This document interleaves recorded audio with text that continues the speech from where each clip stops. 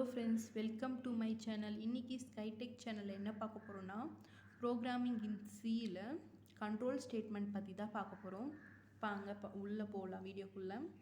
Control statement, how the control is transferred from one part to another part of the program.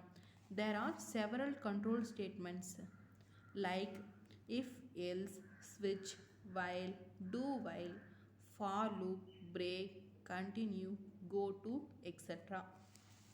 Control ஸ்டேட்மெண்ட்னா என்னென்னா, ஒரு டேட்டாவை எடுத்துக்கிறோன்னா அது ஒரு பார்ட்லேருந்து இன்னொரு பார்ட்டுக்கு எப்படி அந்த டேட்டா ட்ரான்ஸ்ஃபர் ஆகுது அப்படின்றத மீன் பண்ணுறது தான் control statement.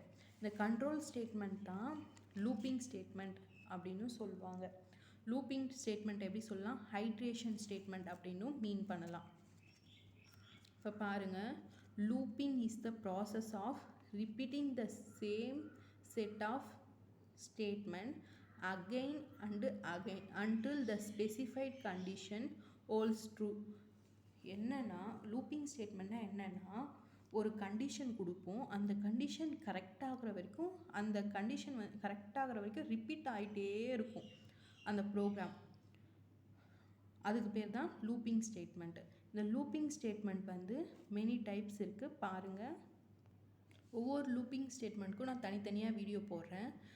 While, do while, for loop, break, continue, go to, if else, ஸ்விட்சு, இதெல்லாம் ஸ்விட்சும் இஃப் எல்ஸும் முன்னாடியே போட்டேன். இதுவும் பேலன்ஸ் இருக்கிறதுக்கெலாம் நான் தனித்தனியாக வீடியோ போடுறேன்.